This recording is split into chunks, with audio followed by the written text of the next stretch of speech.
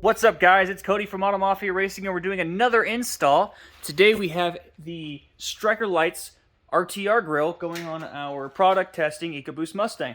This is everything that comes with here. You have your list of instructions, and it comes with your wiring harness, everything you're going to need. With like all installs, you have to start with disassembly. So first off, take off your battery, and then we're going to show you how to take off your front bumper. Because there is a special way to do it. If you mess it up, you're going to ruin your bumper. It's never going to go back on the same. We're going to show you how to do it properly.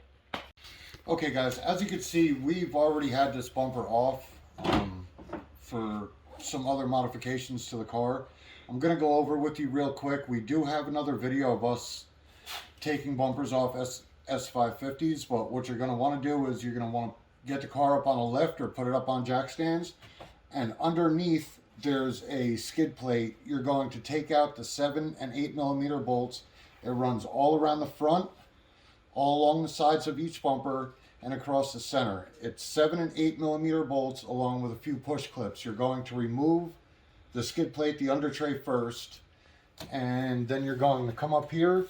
There's usually another cover up here that's got several push clips into it. You're going to remove the push clips and take the whole cover up and out of the way. Once the cover's off, you have 4 8 millimeter screws that hold the top of the bumper on, and you also have 5.5 millimeters in the corner right here. So that's a 5.5 millimeter in each corner and several 8 millimeter screws along the top. Okay, here's this important part that we keep talking about. Okay guys, with the S550, there is a 7 millimeter bolt that goes from the top of the fender down through the bumper into the bumper bracket. If you do not take that screw out, I know it's kind of a pain in the ass.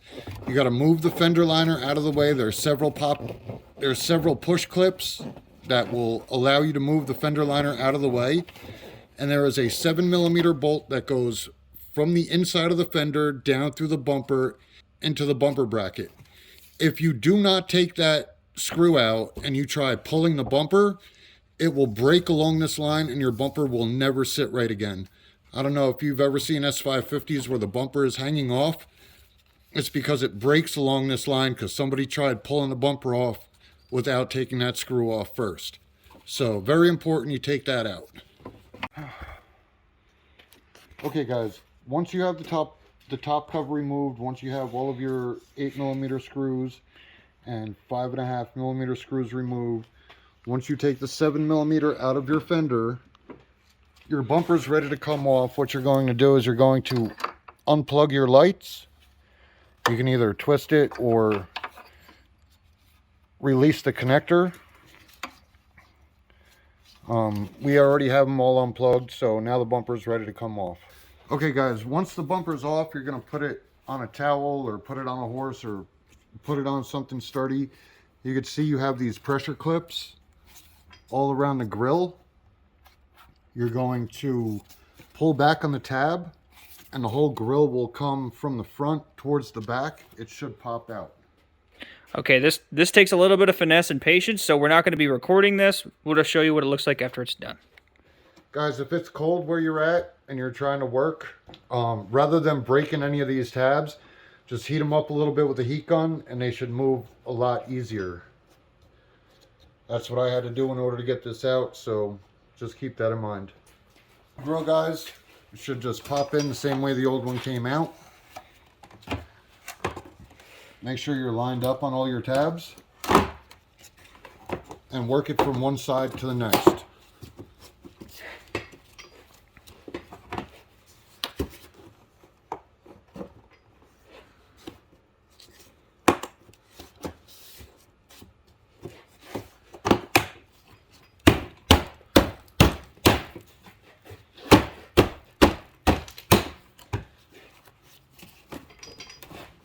There we go, it's in there.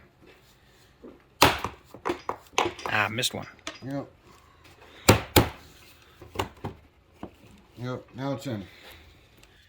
Okay guys, there are several ways you can actually wire this grill up.